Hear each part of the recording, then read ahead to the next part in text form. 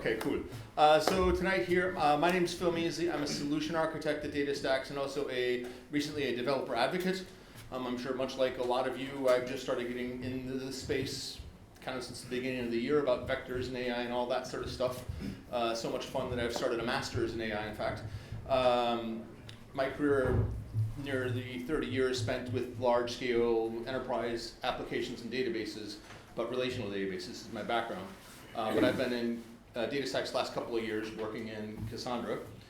So tonight, just to give you an overview of what we're looking to do here, where we're headed generally, I think just to kind of level set what we're doing in the world of AI, not DataStax, I'm going to cover prompts, some of which is probably going to be a bit familiar to you. It may be new to others. I'm just not quite sure what the level of the audience is, so I'll try to cover that a bit in context, vector databases, Cassandra specifically as a vector database, how we have integrated Cassandra with the ecosystem, and wrapping up. So, question about what is Gen AI? Is it a chatbot? Who thinks Gen AI is more than a chatbot? Pretty much everybody, I hope. If you don't, we'll learn here. First, we'll start with what is LLM. This is a slide from, I think, Google that kind of starts to draw what are all the different elements of it.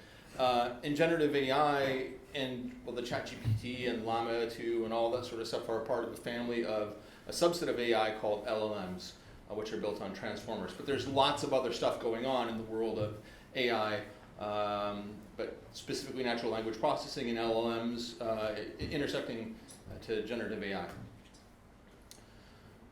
More than a chatbot, generative AI, is quoted here by Andre, it's going to be agents. It's going to be autonomous agents. It's going to be basically, you're writing software that goes out and does stuff on your behalf, and you kind of even don't know how it's doing it, right? I mean, that's kind of the magic of this stuff.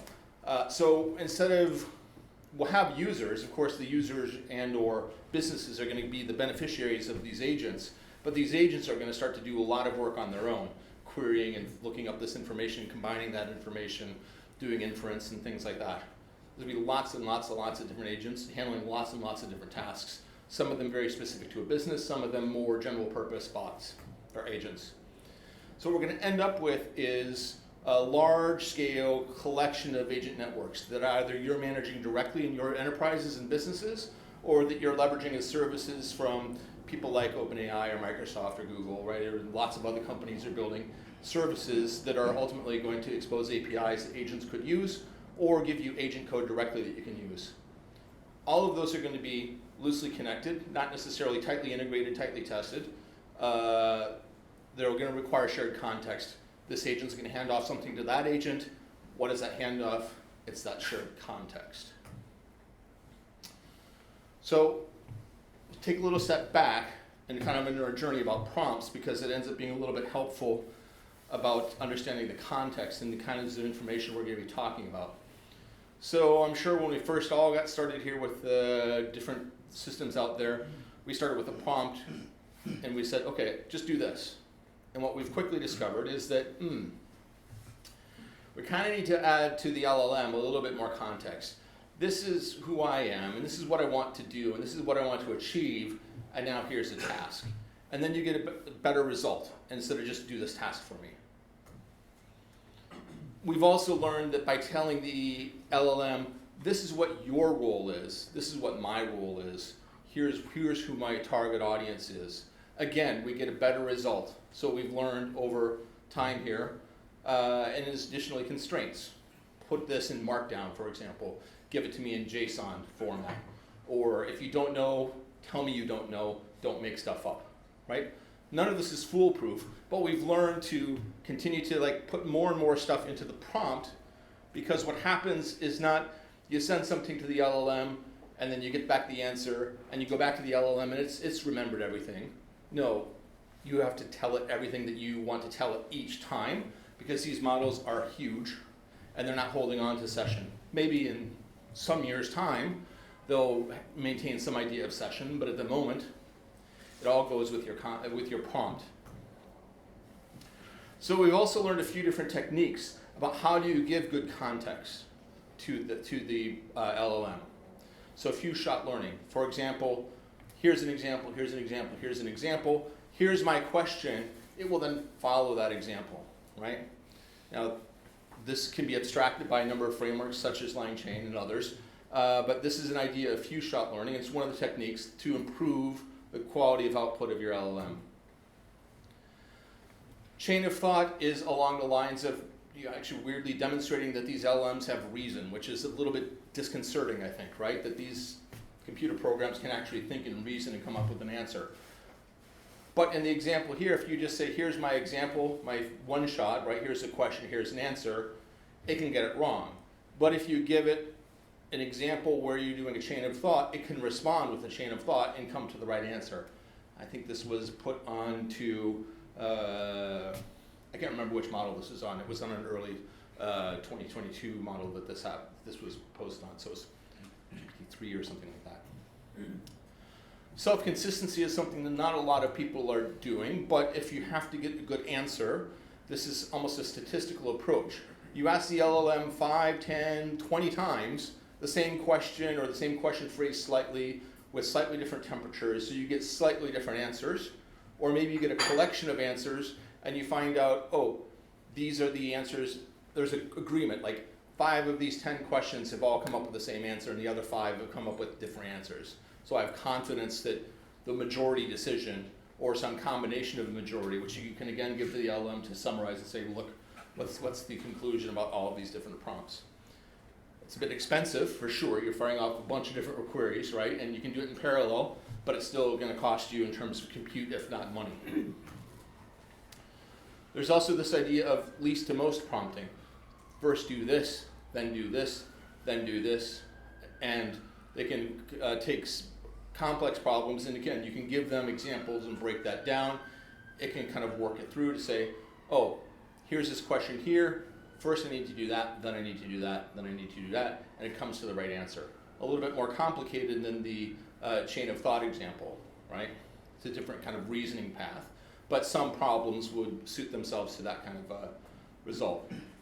There's also a research and revise, where you go to the LLM and say, just give me the answer that you think, but then go to an agent or some sort of kind of evaluation thing that says, now check this, fact check this. And when you find things that you can cite, go ahead and cite those, give an attribution report.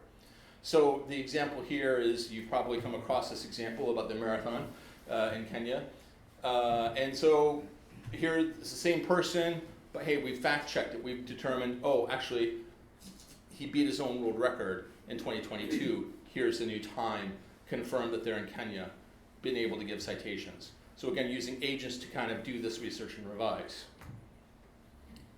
But ultimately, this is all about giving the LLM better context, better information. If you're using only the LLM, right, the information is outdated. Right, almost from the first day that they launch it, the next day, your information is going to degrade, right? It doesn't know about your data. Right? You've got a lot of you working in private enterprises that aren't sharing your data with the LLMs, and rightly so. It doesn't know that data. It's not tuned. It's a general purpose LLM. It's not tuned specifically to your problem. They hallucinate, and very convincingly, right? See, it wants to please you, the LLM, and whatever you tell it, it thinks that must be right. I'm going to go with that, right? And it has a very limited input window, right? Although it's expanding, there's some debate about the efficacy of really large context windows, the things fall off in the middle, etc. So here's an example of context that an LLM would not have any notion about, right? Who are my kids? What's that Indian place? What are normal pizzas? How do I order something, right? The LLM itself wouldn't know that. And it might try to give you an answer to that, but it has no idea who your kids are. So context is important. Allowing the LLM to break down that context is important. So one of the approaches that's very common, you may have come across this, is something called Retrieval-Augmented Generation, RAG for short. The idea of that is that you take your context or the information that the user wants to have, you then do a search for something that's semantically similar to that across your own private database perhaps, or maybe a public repository of documents that is not part of the LLM. Or maybe it is, but it's something different than like doing a Wikipedia search, where the Wikipedia search, you get that information, you bring it back, you put it into the context. This says, this is semantically similar to what I'm looking for, bring that into my context, give that information to the LLM. So it's, again, giving the LLM more information, but it's information that's semantically related to what you're looking for. The approach to this is vectorization. You take your document, and you've probably come across this if you've worked on any number of workbooks out there. You take your information, it could be a document, it could be a book, it could be a website, it could be whatever. You split that up into small pieces. And the hope is that each of the small pieces becomes its semantic unit. It's kind of it's a bit related, of course, to the one document because everything hopefully in the document is related to itself. It's sort of self-consistent. But it's small pieces of information that you can find to bring into the LLM. The more specialist, kind of precise information you're giving to the LLM, the better it's going to perform. So we have a vector space, so depending on the embedding model, they have different embedding spaces. They're not necessarily compatible. I can't take a Llama 2 vector and put it and compare it to a OpenAI vector, right? Ada 2 vector. But you create in your vector space, you create a vector. All these little documents then get stuffed into a vector database, which you can then do a similarity search, ANN approximate nearest neighbor. So here's my new question as part of my problem I'm trying to solve, create the vector embedding for that, go to the database, find some number of matches that are semantically close to that, and bring that back to your application to include in the context for the prompt. So that's what RAG does. It says, here's my prompt, let me get some extra information, add that into the prompt, send it back to the LLM, and this has been proven to dramatically improve the accuracy of your results, as well as allow you to include domain-specific stuff that the LLM has no idea about. There's a variation on RAG called flare, and the idea of that is that you ask the LLM for its information, and you evaluate its results. So some of these LLMs can give you what are called log probs, right? The probability, how confident it is in that word, that token, is the correct token.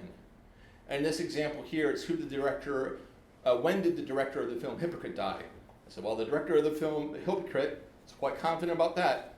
Robert. It doesn't know, it's making it up. And so what you're doing is evaluating those probabilities. You're saying, is it confident in the response? It is. Here's your answer. But if there's doubt, what it will do is go and do a vector search lookup. Who is the director of the film Hypocrite? It says, I can't remember who the person's name was. It puts that in, feeds it back into the context, and asks it again. And it goes around in a loop until it's confident in the response. It's a pretty new technique, and some of the LLMs, I think OpenAI has just announced that they're supporting these log probs on a couple of their new models. It was a little bit unsure if that was going to happen or not, but it looks positive because there are certain cases where flare is quite effective above RAG. So retrieval, generation, they're not the same. Some generative AI apps only need retrieval, right? If I'm looking for a product recommendation agent, I don't necessarily need to go and do RAG. I just say, hey, look, I've got this kind of automated chatbot, it's testing the user. Oh, I want a hat. Let me go and do a search across all my product descriptions for a hat, for a hiking hat, for a blue hiking hat. And you can find that information semantically out of the embedding space. The key thing about this is the databases, right? The LLMs, really good at communications, terrible about knowing stuff. And it's only going to get worse. Because the LLMs, we think about here multimodal learning, this is just, kind of most recently publicly announced with the OpenAI stuff, I think last week, where there's, we now have multimodal models. We can do images at the same time as we can do text, at the same time as we can do sound. But there's lots of other kinds of information out there, right? So how do we find those pieces of information, find all of that stuff and feed it into the prompts to have the LLMs give us better and better answers that are more context specific to our problem. Models are multimodal, we're definitely multimodal, right? We have no problem jumping up for it. We can look at an x-ray and say, it's an x-ray. Now, doctors can look at an x-ray and say, and that's the problem, right? Ultimately, more and more and more data. This is what this comes to. All of these modes of information are going to require more and more and more and more data. This chart is November 2018. I didn't find quite as pretty of a chart, but I did go and do a lookup, and their projections were a little bit optimistic. but within 10%, we're still on that track from 2018, which is to say, in 3 years' time, there's going to be 175 zettabytes, 1,000 exabytes, right? This is zettabyte of information stored in the world. And the vast majority of that growth is unstructured data. It's not a relational database, it's images, text, video. So your vector database, is it a vector database only? There's a lot of different things we have to do here, right? We've got to store our vectors in there. We've got to be able to get that information very quickly, because there's already plenty of latency in the LLM, so you don't want to add more and more by spending time waiting for stuff. You need to be resilient. You're going to rely on this stuff. It's going to be, you want to be able to add in metadata filtering, so not just generic vector searches, but be able to say, I want this vector, and I want it only about these kinds of products or this sort of information. So you want to be able to add additional criteria to your search.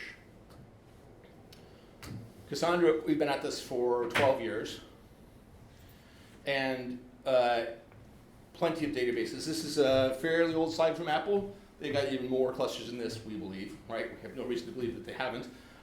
They've got hundreds of petabytes of data that they're storing in Cassandra, 2 petabytes per cluster, supporting millions of queries per second. They've got thousands of clusters, thousands of applications. Cassandra, as a non-vector database, is quite proven to support at large scale, highly resilient. Just give you a quick spin on that. The idea of that is there's nothing shared. So you have these little nodes in your cluster. They communicate, they're fully replicated, so you can have a lot of redundancy and resiliency. If one of those nodes goes down, you can still service your application. There's people that are running clusters for 10 years with no downtime in the application, right? Another key thing about Cassandra is it's global. So you can replicate some or all of your database across the globe. So here, we want in GDPR, we want to keep certain information within Europe. You can do that. You can keep your North American information there, your Chinese information there. If you want to connect all of that up, you can slice and dice that as you want. And you can run it across all the major cloud providers as well as on-premise. The Cassandra 5 is going to be introduced, well, it's working on now. It has vector in it. And we in DataStax have Astra, which is kind of a vector, it's Cassandra. But we have pre-introduced vector, and we've contributed that to the open source community. There's a few problems we're solving in the world of vector, and Jonathan's going to come to talking about these, I'm sure, later on. Scale out, right? Your cluster, you've got all these agents that are doing lots of different stuff automatically. How's it going to do that? How's it going to, you don't want your database to, you want your data to be available. Garbage collection is actually cleaning up the indexes. You have these vector indexes. You make a change in the vector index, you need to update that. So you've got garbage collection. That's just been built into Cassandra all along. High throughput of disk, you need to be able to compose things together, like these where clauses, the filter criteria, the metadatas, etc., right? You need to be able to compose lots of different kind of criteria in your search. Again, just baked into Cassandra, part of what we've been doing for years and years and years. This general purpose database. And finally, concurrency. A lot of the Lucene HNSW indexes are based on, well, they're single threaded in terms of their cores, in terms of how they solve the problem.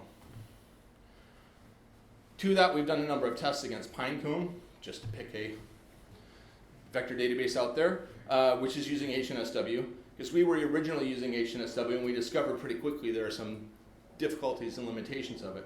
So Jonathan has contributed JVector, which is what he's going to talk about later on. Again, it's a Java native vectorization technique and storage technique, and where you can write to Astra and read from Astra with higher throughput than you can either while Pinecone during indexing as you're adding stuff into their indexes, or after the indexing, simply because of the throughput. I've got 5 minutes. I'm not going to expect any of you to kind of read this, but the idea of this is that we've introduced a new vector type in Cassandra, again contributed back to the community, and you simply create an index that's on your vector, and then you can do an ANN search, so find those vectors that are semantically similar to you, and where you can compose it together with different criteria, right? We've got partitioning ability in there, that's just part of Cassandra. We can also do additional supplemental indexes called SAI indexes. I just realized that's 25 minutes you gave me, wasn't it, Ben? Yeah. Cool. All right. So your applications are going to be complicated, right? You want to use any kind of embeddings, any kind of LLM, but you have caching to deal with, you've got domain-specific stuff, you've got context you're going to manage, you've got RAG stuff you want to do, versioning, prompt management, et cetera, et cetera, et cetera. These are really complicated. Are you going to build all this stuff directly? Probably not. So there's a number of frameworks out there in the Python ecosystem, for example. You've probably all encountered LangChain. If you haven't, you should. Llama Index, again, another very popular one. You should know that. There's Semantic Kernel and a number of others. I know like OpenAI has their own thing. A lot of companies are trying to build platforms. But in terms of open source and portable, LangChain is certainly one to look at. You can build your application to that framework, and it can port across lots of different things. So just to give you an idea of how this might look for an application with LangChain. If you got we're building a chatbot, we're gonna have a prompt template, we're gonna have some RAG stuff we need to do. We kind of want to take history of the user, right? So what have you done previously with the user? Right? So you're gonna have semantic cache, you're gonna have chat memory, your prompt templates, you may keep that in the key value store, your metadata filtering, additional columns that you want to search against, either in structured formalized columns or just as part of a JSON document. And then you of course want to be able to do similarity search on that. So as part of this, we've got that wrapped into something called Cassandra. Let's come to that. So this is something you can include into your LangChain app in terms of importing the Cassandra driver, and simply allows you to abstract and do a lot of those different pieces directly. Conclusion. Huh. Man, threw me there. So first off, everyone's stressed out, right? Your bosses, we need an AI. Where's my AI? I need an AI now, right? So we're all in that same boat. I think I know if anybody has this solved, and you're like, I've got this covered. Like, we want to hire you, right? Because I don't think anybody really does. So what we're trying to do with Astra is make this something easy that you can do to worry. We've got the scale stuff. We've got on-demand, low pricing, etc. And this is the kind of piece here that gives you the sign up to that. So it's really like within 5 minutes you'd be up and running with the database. You've got, for business credits, I don't know, the marketing people tell me they've got free credits. I don't know how that works. But I know you get $25 currently per month free credit just to be able to play with it. So, within the limitations of the Astra platform, which are few, you're able to essentially get going with the vector database. And that's all the more I got. Good job.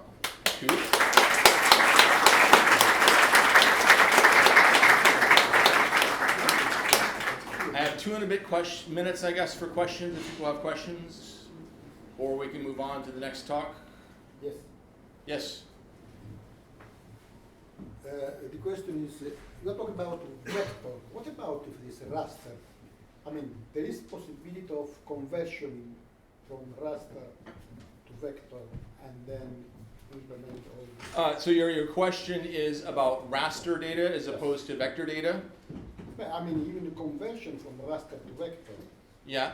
So that the conversion of anything into a vector is a process called embedding, right? Where you're going to turn your whatever information is. It could be a rasterized image, right? Because certainly you could do vectorization of images, raster or otherwise, and put them into a vector database and do searches against that.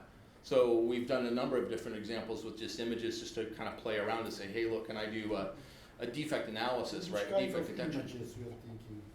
JPEG, PNG, rasterized, whatever, right? There are lots of algorithms out there that can create vector embeddings of images. Okay. So, yeah, these libraries exist. We don't provide any of them specifically, but there's nothing. Yeah, question? You said in the Astra to be created in like a new vector search. What is that?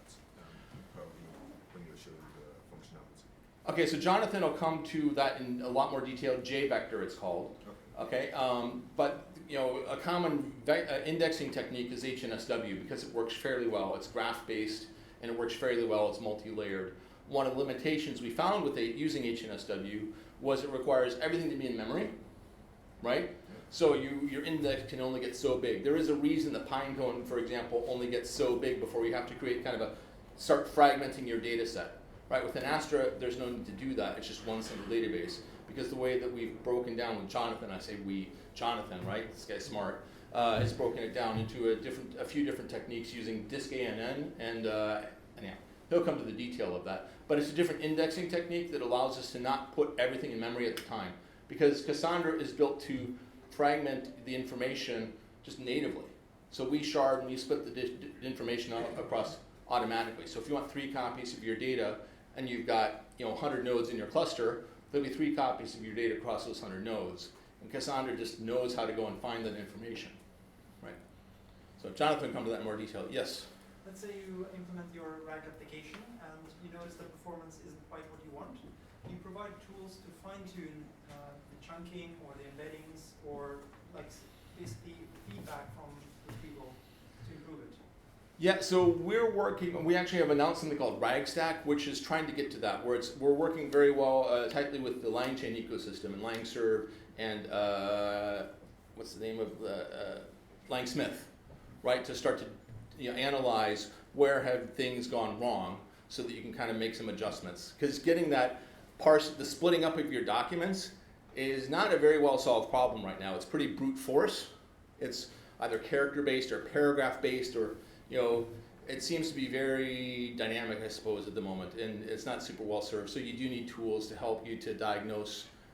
I'm getting poor results, and maybe you're getting good results over here, but you're getting poor results over here, and you need to dig into why is that, right? So there's tools like LangSmith that can help you to try to figure that out. And we've got some tools that I haven't had a chance, because it was just announced yesterday, our new developer experience with the vector stuff, to help you to try to analyze and see what's going on, but I'm not particularly sure about all that stuff. Other questions? Yes? Can you control the degree to which you approximate the nearest neighbor? Yeah, so the ANN search, just you can use cosine similarity, dot product, or Euclidean, but very rarely you can use Euclidean. And you can say how many you want to return back. So if you want to have the first 1,000 back, and it'll just give you the most, in descending order of most similar. So if you want to set a similarity threshold cutoff of 0.92 or something, you could do that. I mean more like, because you build some sort of index which approximates this, I assume. Just wondering if you can tune that, or like a fixed, like an optimal index to build. It's a general purpose ANN search, like HNSW is general purpose. So there's not really tunables underneath there that allow you to get to that. KNN, known nearest neighbor, is a much more difficult problem to solve.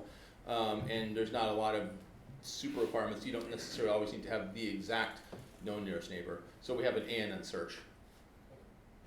Other questions? We've got just a couple minutes. Good? Cool. Yeah, thanks a lot for your talk. I'll be around at the end. Yeah.